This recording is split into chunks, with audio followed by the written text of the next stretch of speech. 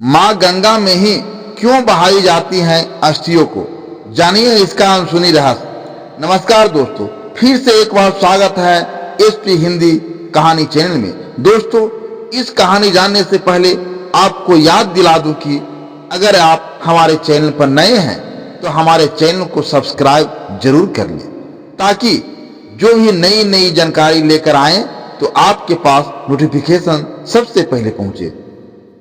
दोस्तों, मां गंगा में ही क्यों बहाई जाती हैं अस्थियों को, चलिए मैं एक पौराणिक कहानी के माध्यम से आपको बताता हूं।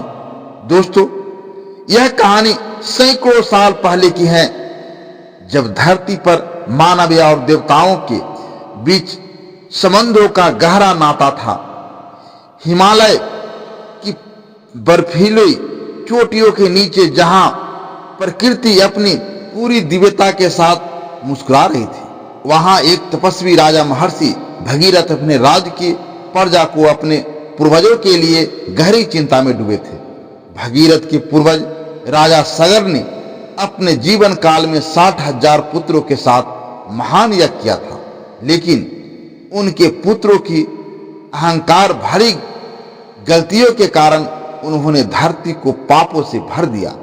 उनके इस कर्म का फल यह हुआ कि उनकी मृत्यु के बाद उनकी आत्माएं पृथ्वी पर भटकने लगी। राजा भागीरथ ने ठान लिया कि वह किसी भी कीमत पर अपने पूर्वजों की आत्मा को मोक्ष प्रदान करेंगे। एक रात जब राजा भागीरथ गहरी साधना में लीन थे, उन्हें एक दिव्य स्वप्न आया। स्वप्न में भगवान ब्रह्मा ने कहा, तुम्हारे पूर्वजों की आत्मा को केवल मां गंगा की पवित्र जलधारा की शांति प्रदान कर सकती हैं, लेकिन गंगा को स्वर्ग से पृथ्वी पर लाना एक असंभव कार्य है।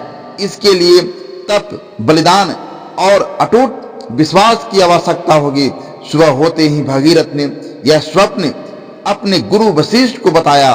गुरु ने उनके आशीर्वाद देते हुए कहा, यह कार्य कठिन है लेकिन असंभव नहीं। यदि तुम अपनी निष्ठा और साधना से देवताओं को प्रसन्न कर लो तो गंगा अवश्य पृथ्वी पर आएगी। राजा भगीरथ ने हिमालय की गुफाओं में जाकर कठोर तपस्या शुरू की। उनकी तपस्या इतनी कठिन थी कि देवता भी अचंभित हो गए।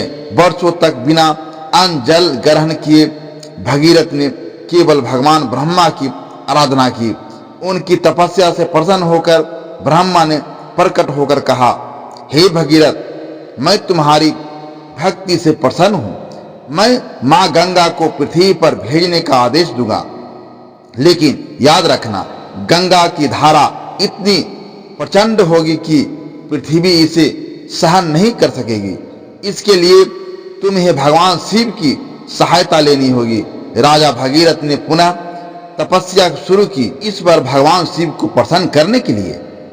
शिव ने उनकी भक्ति देकर कहा, मैं गंगा की धारा को अपनी जटाओं में धारण करूंगा ताकि पृथ्वी पर विनाश न हो। फिर वह दिन आया जब गंगा स्वर्ग से बहकर भगवान शिव की जटाओं में समाई। उनकी जटाओं से धीरे धीरे गंगा की पवित्र जलधारा पृथ्वी पर प्रवाहित होने लगी। राजा भगीरथ ने गंगा को अपने पूर्वजों की अस्थियों तक ले जाकर उनकी आत्मा को मोक्ष दिलाया। गंगा का महत्व और अस्थियों का रहस्य। जब गंगा के पवित्र जल ने राजा सगर के पुत्रों की अस्थियों को छुआ तो एक दिव्य प्रकाश हुआ। वह प्रकाश इतना तेजस्वी था कि स्वयं देवता भी अदृश्य होकर स्तुति गाने लगे। तभी से यह परंपरा चली आ रही है कि गंगा में अस्थियों को प्रवाहित करने से आत्मा को मुक्ति मिलती है। वैज्ञानिक और आध्यात्मिक आधार पर गंगा का जल केवल पवित्रता का प्रतीक नहीं है, बल्कि इसमें अद्भुत गुण भी हैं। वैज्ञानिक शोध कर भी बताए हैं कि गंगा के जल में ऐसे बैक्टीरियोफेज जीवाणु खाने वाले वायरस होते हैं जो जल को शुद्ध रखते हैं।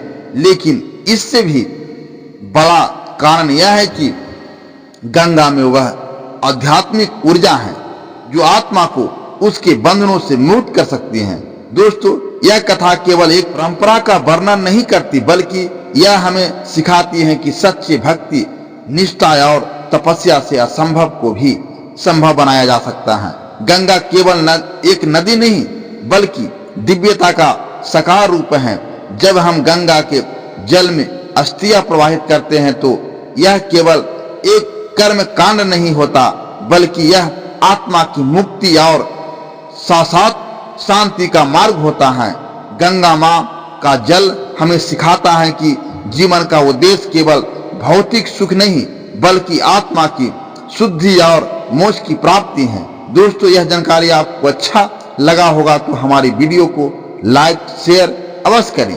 धन्यवाद।